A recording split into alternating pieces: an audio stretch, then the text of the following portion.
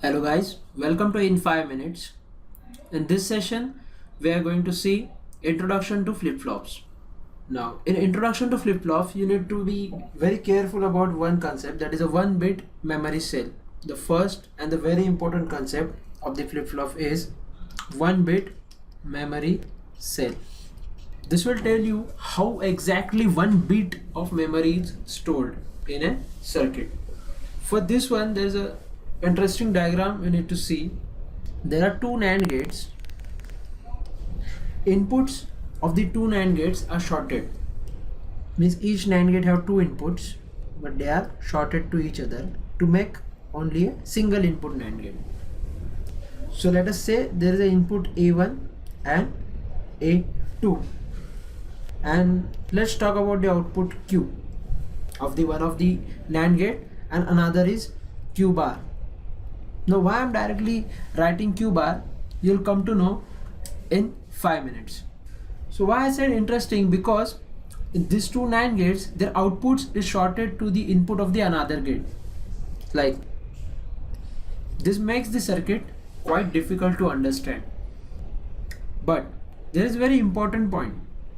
If you'll see closely from the output side, if you'll see this Q, if I want to make this Q 0, or let us say that first the value of Q is 0, this automatically makes A2 0. Why? Because output of Q is shorted to the input of A2. So A2 is 0. If A2 is 0, both of the input of the NAND gate is 0, then definitely the output will be NAND gate 0 into 0 0 complement, then Q bar is equal to 1. If Q bar is equal to 1, it is shorted to the first input A1, therefore A1 will become 1. Now see the diagram carefully. If Q is 0, A2 is 0, A2 0 resembles that Q bar is 1, and if Q bar is 1, A1 is 1. This is going to remain as it is until you change the Q. Now let us make Q 1.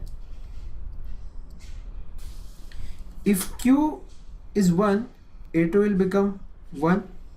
Both the input of this NAND gate, second NAND gate, will be 1. Output will be 0. Hence A1 will be 0. So there are only two combinations the Q can take, 0 and 1. We have seen both the combinations. First, if Q is 0, it is going to be get 0.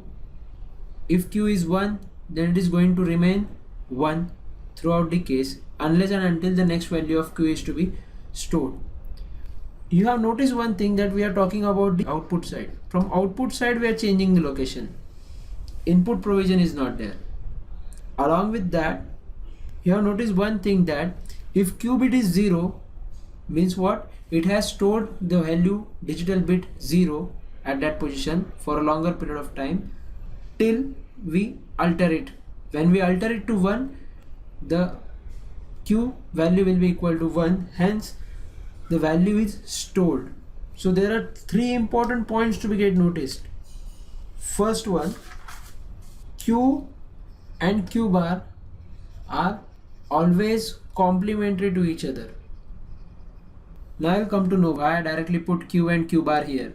Whenever the Q is equal to 0, Q bar will be 1, and whenever Q is equal to 1, Q bar will be equal to 0. They are complementary to each other always. Hence, first point is Q and Q bar is always complementary.